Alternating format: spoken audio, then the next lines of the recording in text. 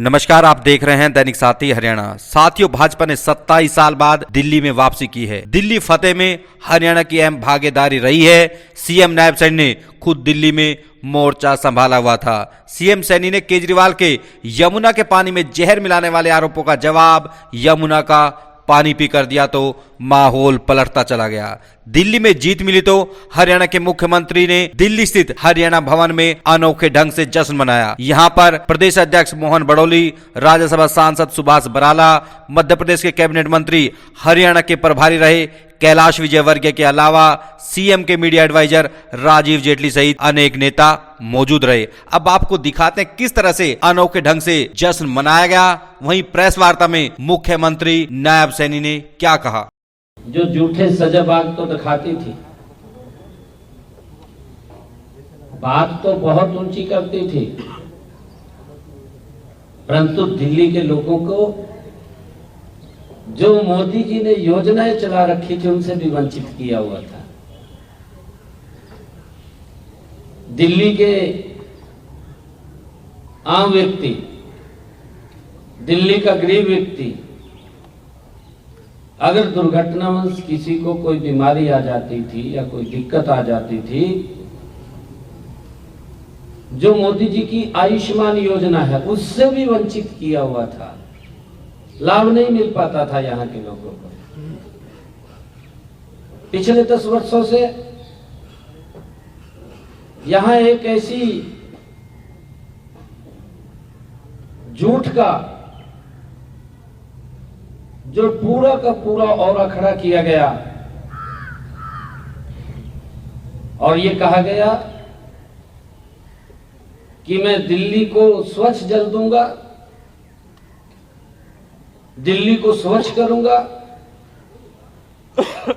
यमुना को स्वच्छ करूंगा और मैं वातावरण को शुद्ध करूंगा। पिछले 10 वर्षों में ऐसी सरकार दिल्ली में थी, अपने आप तो कुछ किया नहीं, दूसरे के ऊपर आरोप लगाती थी। ऐसा मुख्यमंत्री हमने पहली बार देखा कि अगर वायु प्रदूषण होता, हरियाणा के किसान को दोषी ठहरा देता, पंजाब के किसान को दोषी ठहरा देता कि पंजाब का किसान, हरियाणा का किसान पराली जलाता है और उसके कारण से दिल्ली में प्रदूषण हो जाता है।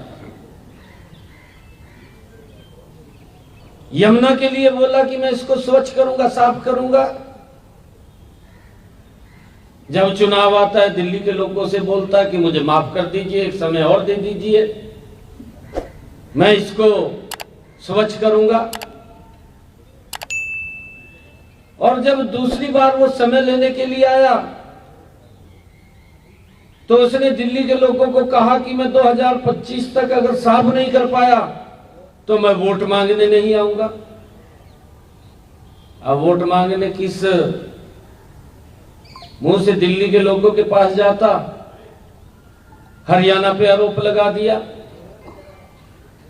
कि जहर मिला करके यमुना के पानी में दिल्ली, हरियाणा दिल्ली को भेज रहा है।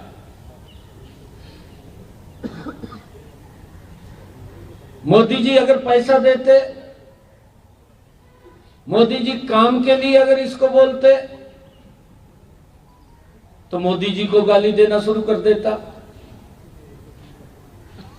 अपना काम नहीं करना, दूसरे के ऊपर आरोप लगाना। लोगों ने इस बात को समझा है। दिल्ली के लोगों का हम दिल से धन्यवाद करते हैं कि उन्होंने दिल्ली के अंदर भी हरियाणा का मैंडेट, जो हरियाणा के अंदर 48 सीटें दी हैं, क्योंकि हमारे परिवार के लोग यहां रहते हैं, उन्होंने भी दिल्ली में 48 सीटें देकर के ऐतिहासिक जीत नरेंद्र मोदी जी की नीतियों को स्वीकार किया है। आज मुझे खुशी है कि मोदी जी की वो तमाम नीतियां, सभी योजनाएं अब दिल्ली के अंदर लागू होंगी। गरीब व्यक्ति को आयुष्मान कार्ड का भी लाभ मिलेगा। हमारे दिल्ली के किसान को उसकी फसल के अच्छे दाम मिलेंगे। हमारे दिल्ली के लोगों को पर्याप्त और स्वच्छ जल मिलेगा। यह गारंटी अगर किसी की है, यह नरेंद्र मोदी की गारंटी है। नरेंद्र मोदी की गारंटी के ऊपर दिल्ली के लोगों ने मुहर लगाई है। पिछले 10 वर्षों में जो आदरणीय नरेंद्र मोदी जी ने देश के आम नागरिक के लिए जो योजनाबद्ध तरीके से योजना से उसके घर तक लाभ पहुंचाया है, अब दिल्ली के लोग भी पीछे नहीं रहेंगे, उनको भी वो लाभ पहुंचेगा। आज इस ऐतिहासिक जीत पर इसका जो श्रेय जाता है वो देश के यशस्वी प्रधानमंत्री आदरणीय नरेंद्र मोदी जी को जाता है, जिनकी एक सोच है, जिनका एक विजन है कि दिल्ली भी विकसित भारत में मजबूती से भारत के साथ चलेगी। यह निर्णय दिल्ली के लोगों ने बड़ा लिया है। मैं दिल्ली के लोगों का बहुत बहुत बधाई देता हूं, शुभकामनाएं देता हूं। और हमारे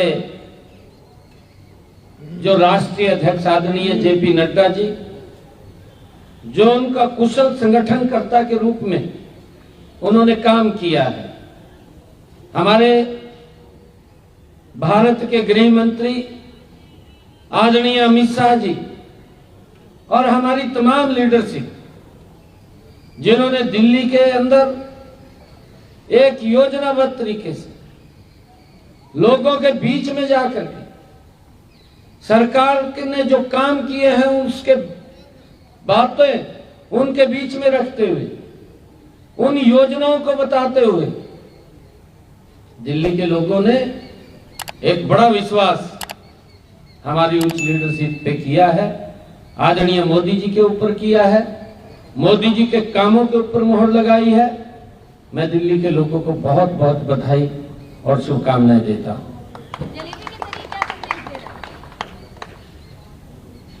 देखिए, तीसरी बार दिल्ली में कांग्रेस पार्टी तो 0 पे आउट हुई है, उसकी हैट्रिक लगी है 0 पे। और जलेबी बंट रही है।